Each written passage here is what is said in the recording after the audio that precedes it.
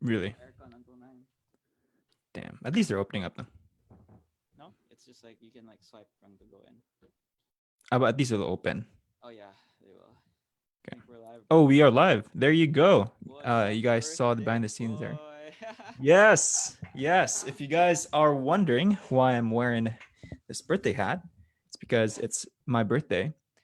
Let's Um, go. so, well, technically it's May 27, but It's May. I was born in the Philippines, so technically it's my birthday there. In a few hours, it's my birthday here. But yes, I have a hat. Fran has the liberty of celebrating his birthday twice. Yes, yes. So I can celebrate 2 times. So it's a great place to be in. What is up, everyone? Welcome to Automate Your Agency. Well, there is a little bit of a surprise since it's my birthday, but we are glad that you are here. We do this show every Tuesday for the last. We've been doing it for the last 6 weeks without fail.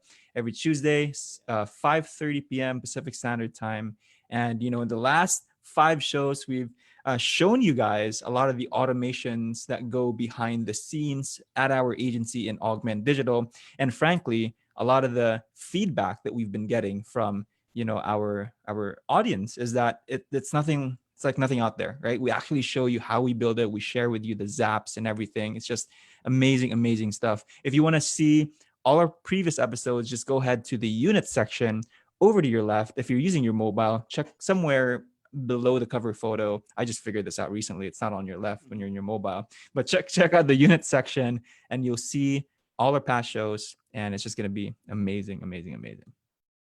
For Um, sure.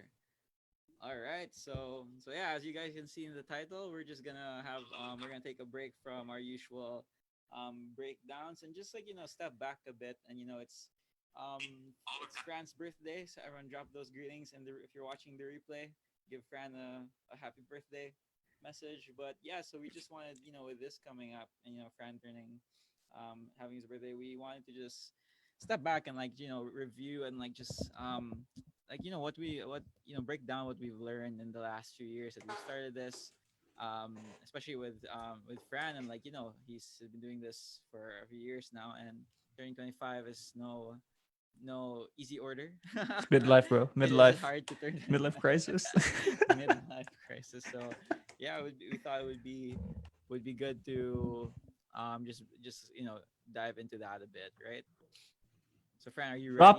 Drop a happy birthday down below, and we'll share all our zaps. Just kidding. We'll share all your apps, like free access to our program. Yeah. You get 3 weeks free access to our program. Yeah. Yeah, man. It's Cool. been it's been amazing. Yeah. Yeah, man. So yeah, like share it to us. Like, what's it been how do you feel right now? Like being right here, 25, running the agency, being able to grow, quite like a sales team and all these things that we've accomplished in the last few months with ARF, with Augment. What does it feel like, bro? It's an interesting feeling. Like a few hours just before this, right? And Reynard knows this. I was just building kind of like the foundations for a sales team. We're building a sales team for our business. And it's funny because like I think 4 years ago, I was working as a salesperson at an insurance agency, right? I was part Yeah. of a sales team, right? We had a sales leader. I was like a salesperson. I had a unit manager. I was like producing and selling insurance. And you know, little did I know, right? Like that I would be building a sales team, and it's completely different from insurance, for sure. But like, being able to just transition from being, part of a conveyor belt to actually designing the conveyor belt, if that makes sense. Yeah. And I still have a long way to go, right? Long, long ways to go. Big vision, big dreams, but it's exciting, man. Like last night, I was like dancing to the song of like Roxanne, just because like I just wanted to feel happy and um really just enjoy this journey. Yeah. And working with you and with the team, like I know that we wouldn't be able to get to where we are now, nor will I be able to focus on my own zone of genius if it wasn't for you and for the team. And I'm just super grateful for that, right? I think for now at age 25, I'm just grateful, because a lot of people they get to 25 and they're like, it's like a midlife crisis for them, right? I know it a lot of people. They're like, they don't know where they want to go. They don't know and I feel for them. But like for me, it's like I know exactly where I'm going. We have an awesome team to back that up, and it's just been an amazing, 25 years.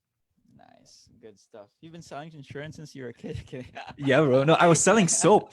I was Oh yeah, yeah. I was 30. Yeah, I'm sure you know this story, right? I like 12, 13 years old. I started Mhm. selling soap, right? I've been selling, man. It's like, selling soap. Damn, I was in like multi-level marketing before. I didn't know anything, right? I thought I'd be like a millionaire in 2 months. I fell for a lot of those things, Yeah, for but sure. it's been foundational, I guess, for me being able to know what's Mhm. right and wrong, right? But yeah. Exactly. Yeah, that's cool. And like, yeah, so you've been, ever since I met you, and even in when we first met in college, it's like, it's always you've all I've always known you as a guy who can like literally sell anything. Like you can probably sell this plant I have right here. So yeah, you've always had that skill, and that's why like when we first worked together, I mean when we first known each other, and like saw how our skill sets complement. Like it's always been sales hasn't been my number one thing. It's always been your thing. So that's been really good. So I was like wondering like what brought you into that field like to start with, and like now you're building a team and all that around sales. It's so cool to see. But like what brought you in there in the first place? Was it really the soap? Like No. I'm sure, you know what, man? I know every salesperson will say this, but I think it's necessity, right? When I was selling soap, dude, our family, we weren't in a very good spot financially, right? And I know a lot of people, and I would assume 100% of salespeople, they get into sales not because of higher vision or higher purpose, but it's always initially about the money, about necessity, about something that you needed to change in your life. That's a very strong force, right? Eventually, over time, right, the purpose comes in, the vision comes in. But for me, initially, I just needed to get our family and myself out of a tough position, right? Like at that time, I had like a minimum, allowance, and I wanted to buy things. I wanted to, like just do something for myself and for my family, right? So that's kind of like how I got into it, and soap was the first thing that I can sell. So Mhm. it was really that driving force. And I think it's really necessary for, every salesperson to kind of have that chip on their shoulder to really hit their goals and get income financially, because that's always been the case, right? Yep. For me. Yeah.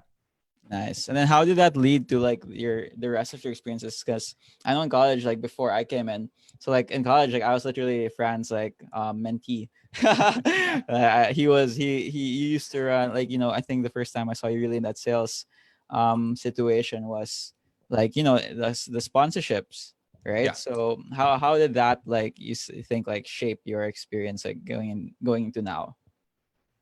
Yeah, yeah, that's a fun experience, right? If you guys don't know, me and Rainer, we took up engineering, right? Industrial engineering back in college, and we were part of this organization called Collegiate Engineering Council, right? And I was the VP internal of the organization at that time, and Rainer was gonna follow me. And what's funny is I vouched for Raynard to be the next VP internal, and on the very last minute, I told them, no, I don't think Raynard is the right person to do this, because I knew that Rainer was destined to do something else, right? And if it, I'm not saying if it wasn't for that, but that was like one of the main things that I saw, that Yeah. if he went down this rabbit hole of like the organization, it'd be a whole completely different story. But going back, right, sponsorship, that was like one of my first, not really one of my first, but one of my biggest kind of sales gigs, right? We had to um, get sponsorships from these big companies, right? And I remember one of the biggest companies that we brought on was like um, Ayos Dito. It was like, Yeah, that was a big for, deal. yeah, you can One buy of the and sell. biggest in that time. Yeah. And what's funny is it's like a cold, it's like cold calling, because like I was literally with my partner Aika at the time. She was in sponsorship as well, and she was like, "Let's just approach these guys." I was like, "You sure?" I was like, "Yeah." So we went there, and I was like, introduced myself, and that was like my first cold outreach. And little did I Mm. know that cold outreach, right, just turned into like it was our major sponsor at that time. And other than that, the biggest thing that I guess I learned from that is being able to face rejections, right? Mm. Because like even though we got that deal, I was turned down hundreds of times, right, from people who were like, "Yeah, you're just a kid" and stuff like that. But I Yeah. think it's just molding that kind of like thick face, Yeah. that kind of helped shape Mm. what I do right now. Got it. And how do you do that, bro? Like, I'm sure there's a lot of people who will end up in our group and then see this video, and it's like, yeah, that's one of the things that slow them down from starting an agency or even like scaling up, because like their first few clients are like probably like family friends or like people they know really closely, so they have no problems reaching out. But then after they hit that initial like 3 4 clients, now they have to expand outside their network. They have a hard time doing so. So how do you like really like because I think that's a key skill to have as you start the agency and grow it. How do you maintain that, like you said, that thick face, and just like not get deterred when people reject you? I think it all goes back to drive and necessity again, right? Mm-hmm. Every morning I read my morning formula. About 80% of the time I get that done.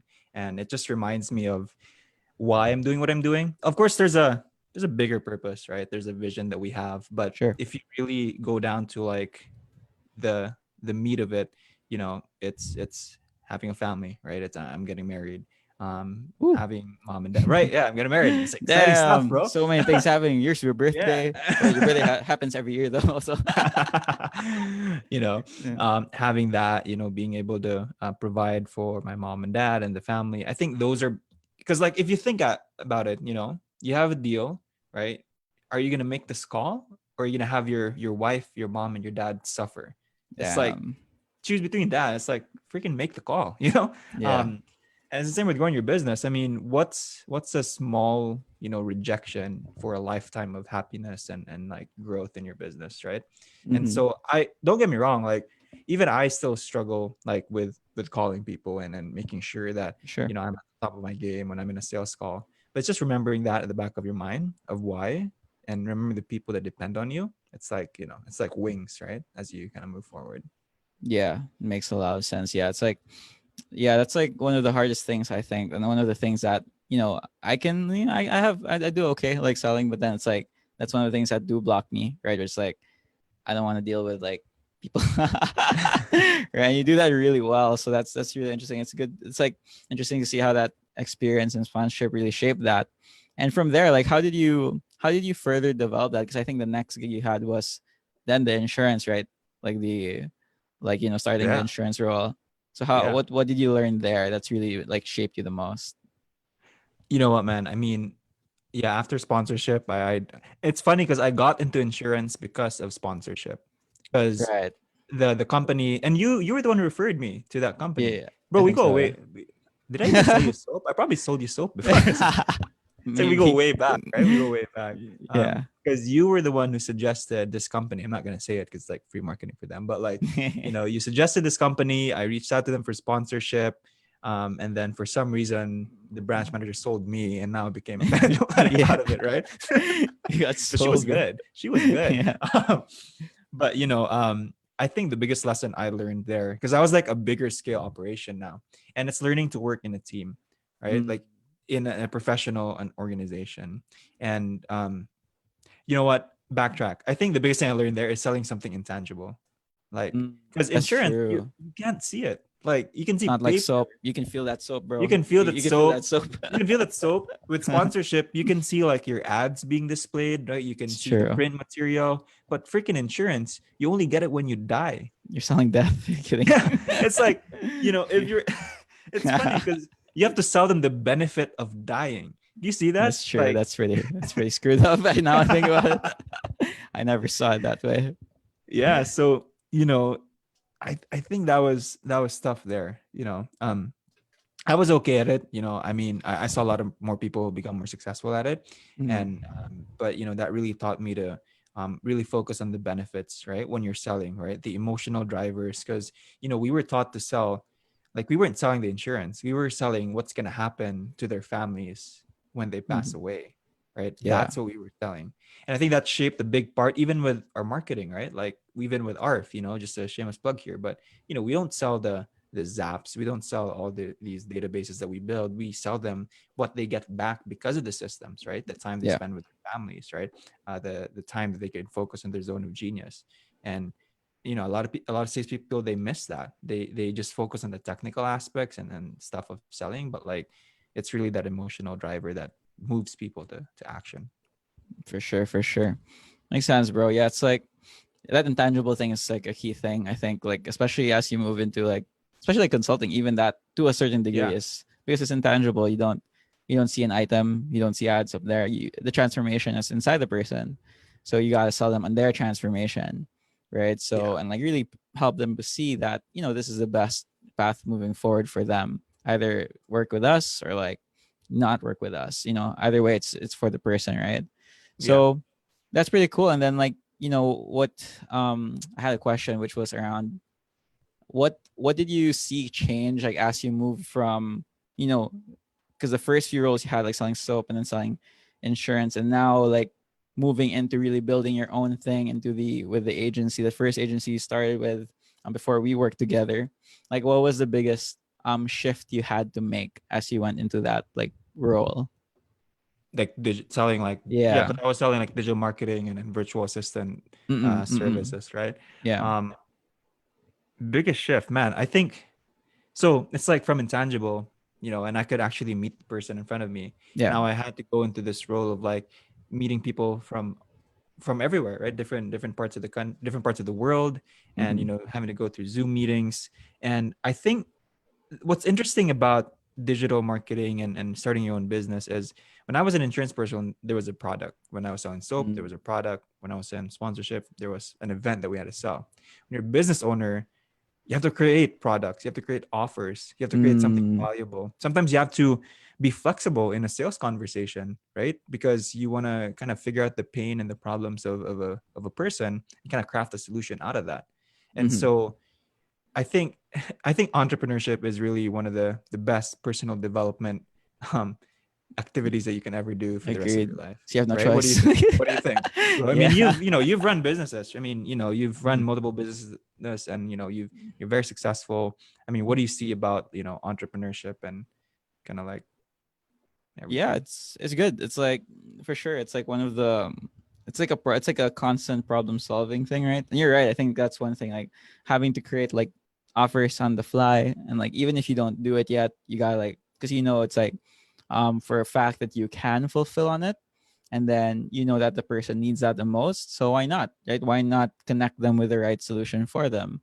So yeah, and then it's just that problem solving part, right? That I think that gets bolted on, and that's what leads me to the next like question I had, which is like because I think a lot of people who who start agencies really fall in love with the selling aspect, right? Like they start with the sales, like, oh, it's so great, like I can close all these people, I can just sign them on, right? And then as they move into like more and more in their fulfillment, like I assume there has to be a switch that's made mentally for you to start accepting the idea that okay, I gotta make sure my fulfillment is down too, because that's one of the pitfalls we see, right, with our clients, that and it's not their fault, it's just like that's the outcome of the system that's in place, right? That we got to get sales first, and we went through that phase too, that we really went hard in sales, and then we kind of died because of the fulfillment, and then so we fixed that, thankfully, and now we help others do it. But then what was that biggest, like, how did you transition from like being in love with the sales part primarily into understanding now I have a bigger role as the CEO of the agency, as part of the management team of the agency. And now I'm not just, I am still primarily in the sales, but then now I have to touch all these aspects, especially as you were starting out. Like, how do you make that transition? Yeah, I think two things. One is so we teach this in our private program, right? Understanding Yeah. the gap between version 1 and version 2 of yourself. And then Mm-hmm. another thing is just leaving your ego at the door and being true to yourself. So I'll start with the first Mm, thing here, right? If you sales is great, obviously every business has to start with selling, something, right? yeah, for But sure. you have to understand that people, they either run away from pain or they move towards pleasure. And if you just stay in that salesperson role and never really evolving into that entrepreneur, right? You're never going to you can't focus on that zone of genius of yours, which is designing your business. You're just going to be selling, selling, selling. So it's understanding that gap, right? If you're just going to be the salesperson and you're taking calls every single day, you're fulfilling, that's painful. And we see that a lot with the clients that we work with, right? You're working 10, 12 hours a day, right? And you haven't closed that, you haven't to say no to clients because you can't fulfill any longer. That's Yeah. running away from pain, version 1. But then there's also version 2 of like, how do you really want to be spending your time, right? What do you want to focus on your business, right? Do you want to be a slave to your business, or do you want to be the owner? And so it's understanding that gap. And this is where my second point comes in, just leaving your ego at the door. You might think you're the best salesperson out there, you're the only person who can close deals for your business, But is that what you want to be doing for the rest of your life? The answer is yes, for sure. Go ahead, do whatever it is that you want to do. But if the answer is no, if you find there's a higher purpose or something else that you want to be doing, just leave your ego at the door, and that's when you kind of learn how to just let that go, right? So it's a big Yeah. mindset shift. And I know you agree with Mhm. this too, right? Everything is mindset, right? We Yeah. can find the tactical stuff, we can find the resources, but unless you make that switch in your head, that's the only way transformation truly happens. Do you It's agree? true. Yeah, yeah, for sure. And how do you do that? Like, let's say someone's watching this video and they're like, I want to do that. I want to leave my ego at the door. I want to learn how to really understand what that gap is. Like, how do I implement that for Well, myself? first you go to agencyrocketfuel.com. I didn't even know it was gonna go there. Look at that. Look at this guy like selling already. First, you want to hop on a call with me, right, and kind of just go through this. No, but I'm kidding. Well, not kidding, but if you want to transition, right? I mean, it always starts with just answering a couple of questions. And again, you want to go to that mental model that I just shared with you a while ago, right? What are the painful situations in your life? What are you trying to run away from? List that down. What do you ultimately want to do as the CEO and leader of your business, right? And a question that I always ask people before they hop into the program is, if you had your time back, if you can just future pace me, what do you want to be doing in your day to day? And most likely 95% of the time, it's completely different from what they're doing now, right? I Completely see. different. And unless you gain clarity on what it is you want to do and what it is you're trying to run away from, you can't really create a path, right? You can't really create a roadmap. So I think it starts there, just getting clarity on that. And honestly, and what's interesting is there's a part of our mind, right? It's our subconscious. It's the part of our mind that allows us to do things that even we can't comprehend. It's like we Yeah. just do things and we're like, whoa, where'd that come from? And I think Mhm. clarity plays a big role. If you just gain clarity, the solution will just come out. I believe, That's right? true. What do you think? Yeah, yeah, for sure. Yeah, that makes a lot of sense. Yeah, a lot of people are so much more skilled than they like to tell themselves. Yeah. It's just like a lot of head trash, a lot of distractions, a lot of external factors that make it hard for people to just let it out, right? Yeah. Because like if you're watching this video, you're an agency owner, you already have a few clients under your back, you have that skill set, you've been able to do it once, you can do it again. But then there's just so much external factors that, like Fran said, is hindering you. So if you don't get that clarity on like what's next, you can't pull out that best version of yourself, right? Yeah. Because it's kind of stuck, right? So I definitely agree like with that idea. Cool. Nice. And so yeah, so now you're approaching 25, bro. And like, we're Yeah. here, we're building a team, all these things. What's next? How do you see what's your you talked about, the morning formula a bit. Not sure if everyone who watches the video, maybe you can touch a bit on that, like how that works and Yeah. stuff. But like what's next for Fran Bobaduya in what's the vision the next 5, 15, 30 years moving forward? Bro, it's we're going after these big guys, man. We're going after these big guys. But Yes, we are. for everyone watching, a morning formula is basically, it's a contract to yourself, to your future self, right? And so if you remember what we talked about, version 1, version 2, right? If you don't know where the destination is, if you know who your version 2 is, you're going to struggle on how to get there exactly. And your morning formula is your version 2 of yourself. It's who you want to be on paper. And so, Mm, my morning formula, it outlines, who I am, how much money I'm making by X number of years, the kind of house I'm going to have. It's there. The picture of the house, the picture of the car, the picture of our offices are there. I do want to have our own building sometime in the future. That picture of the building is there, and I visualize that, and I see it in my head. I see it in my mind, because I'm feeding this subconscious. Just having it figure things out. And so that's the morning formula, right? It's just it's a written document. It's a contract to myself of who I want to be over the years. And so, nice. what's next for me and what's next for us, right, is that we want to take down these bigger companies, right? And the reason we're taking them down is because we see, the gaps, right? We see the gaps of what they're doing, but at the same time, there's a purpose behind what we do, right? Me and Reina, we both come from the Philippines, and we do want to create jobs, 10,000 jobs, and enable people to live, right, financially freely. And entrepreneurship. I always remember this quote from Dado Banata, and bro, we You're went to there. that right in Manila, and um, he said entrepreneurship is the fastest way to diffuse wealth, Yeah. right? And so I'd like to think about us as the modern day like Robin Hoods or something, right? We're building businesses so that we can diffuse wealth, right? But at the same time, we're enriching our clients, we're enriching ourselves, we're enriching the people that work with us. Yes. It's a win-win-win situation. Why can't we do that, right? And so, in terms of what's next, right? In the short term, we're building a sales team, right? Mhm. We're growing 2 businesses, and it's like, well, I'm getting married next year. I'm very excited for that. Nice. Yeah, man, that's up. Cool. Sounds good. So yeah, that's pretty good. I think that's pretty much it for this episode for me. Do you have any last words, friend, before we wrap this up? No, man, it's appreciate you doing this. Very big surprise. I didn't know we were gonna be doing like a Q&A. This is great. Hell yeah, we are. Yeah. We got a few comments here, James. Yeah, I saw your comment like a while back. His comment like my audio's low. I have no idea why, Oh, but cool. Yeah, I didn't know there were 6 comments already. I didn't notice that. yeah, I think I fixed the audio midway. Franklin says, "Congrats, thank you, man, appreciate it." Thanks, Um, James, Franklin. Thank you, Ken. Thanks everyone for watching. yep, for sure. Cool, Yeah, guys. So so continue sending Fran those greetings, and yeah, that should be it. We'll see you in the coming episodes. all right. Thanks everyone. Thanks, Renner. Appreciate you. Sure. Thanks, guys. Bye. All right.